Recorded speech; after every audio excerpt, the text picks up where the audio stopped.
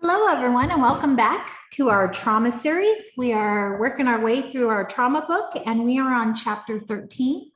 I am Catherine Trujillo. I am an early childhood mental health reflective coach at the Council of the San Luis Valley, and I'll let my colleagues introduce themselves.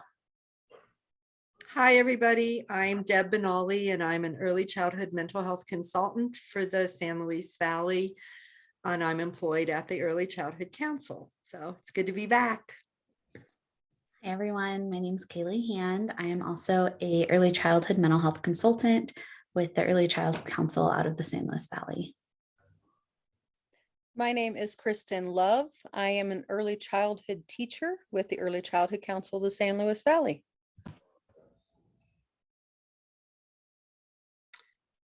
Okay, everybody, I believe this is chapter 13. And we're going to go ahead and get started. So help me develop executive functions.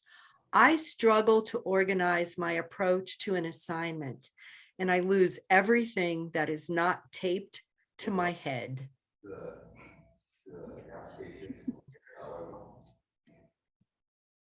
Oh, let's see. There we go. Intelligence is considered the capacity to learn from experience using metacognitive processes to enhance learning and the ability to adapt to the surrounding environment. Metacognitive in this case means the ability to think about thinking. Basically, your ability to reason and think situations through. Children with trauma struggle to organize thought. They struggle to organize the ability to rationally think things through. Remember, their little amygdala is firing real quick. So they're going from maybe 0 to 10 in 5 seconds, and they're reacting or they're withdrawing.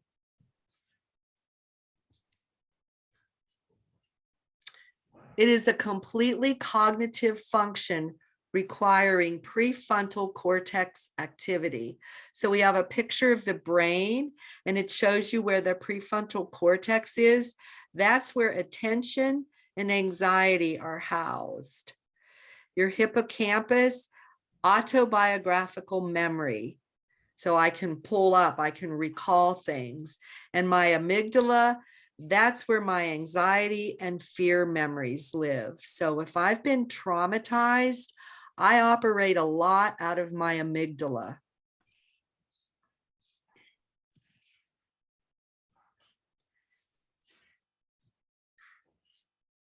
The ability to adapt to one's surroundings indicates intelligence.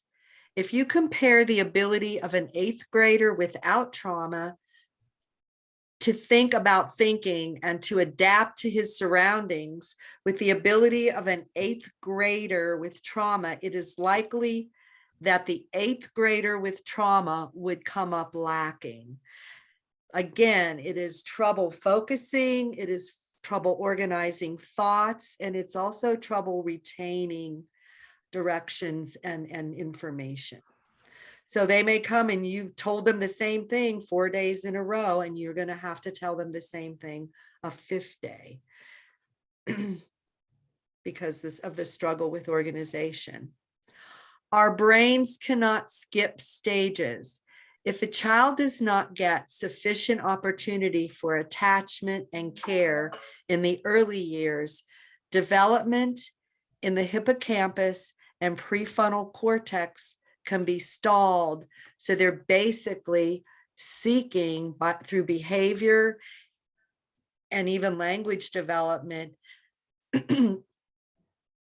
opportunities to attach, if that makes sense. They're developing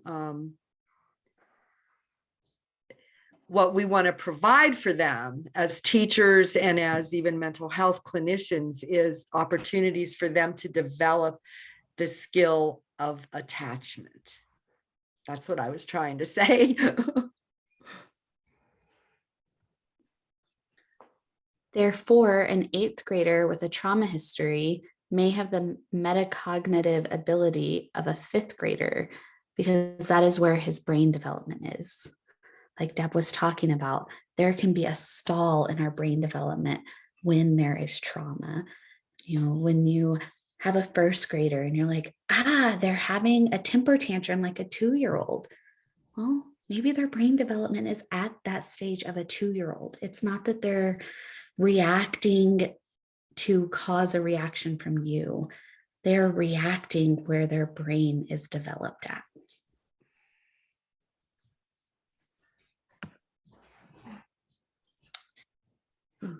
Trauma-informed education is creating opportunities in school for brain development. Key trauma-informed SEL, social emotional learning practices. Create those predictable routines, build strong and supportive relationships, empower students' agency, support the development of self-regulation skills, and provide opportunities to explore individual and community identities.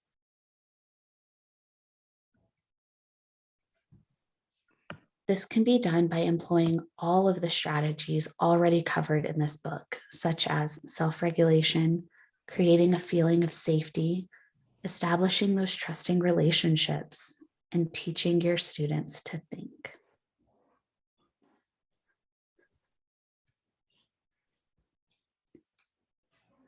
Do you think of, I'm so sorry. Executive functions are the skills required to conspire together to create metacognition skills, including auditory processing, memory, planning, language processing, logic and reasoning, visual processing, and comprehension. Do you ever think about what you're thinking about? It's kind of a lot, right? Do we ever think about thinking?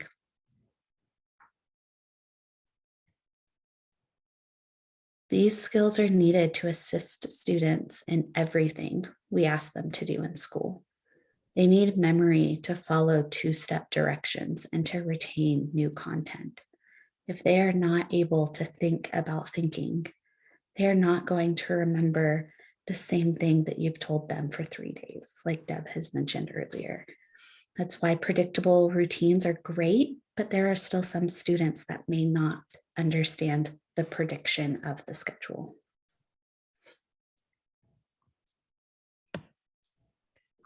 They need planning to organize their learning material and to plan their approach to a task. They need attention to focus on a task and to persevere through a task. A child with trauma that is not mentally where they should be is not going to be able to sit down and figure out their homework at a level that their peers may be at. They're going to look at that and they're not going to be able to remember the steps to get there or what they need to prepare mentally to complete that task. In addition to being able to complete that task, it's the ability to stick with that task. The child with trauma isn't going to be able to stay with it. They can start that task and sometimes you'll see them get frustrated. You'll see those outbursts, that anger, those challenging behaviors that are not necessarily just that child not wanting to do that task. They need logic and reasoning to know what to ask about what they do not understand. A child needs to be able to understand the logic and the reasoning behind a task in order to be able to ask you for help for that task. It's a 2-step process mentally. And for a child with trauma that has had that stunted growth in their brain, they're not going to be able to go through that logic and reasoning to be able to ask you for help.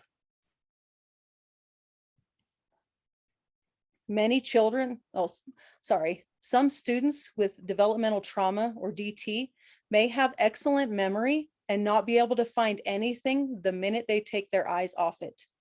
Many children with developmental trauma, as a result of delayed limbic system development, have sporadic access to their executive function.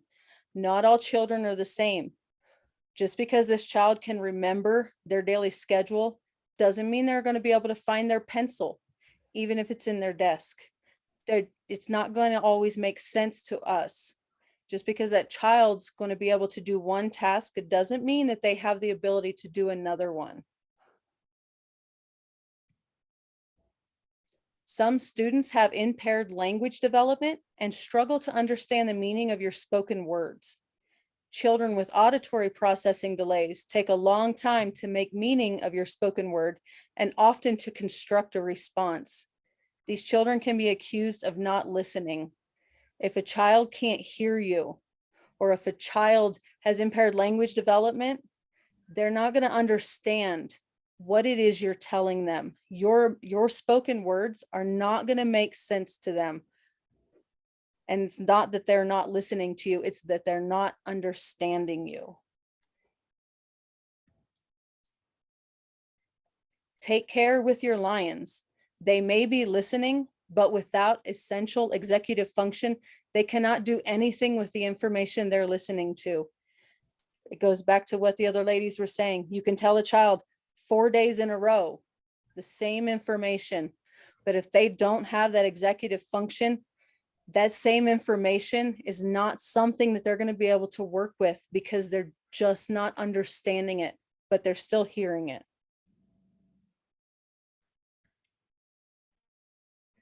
Teach your students to think.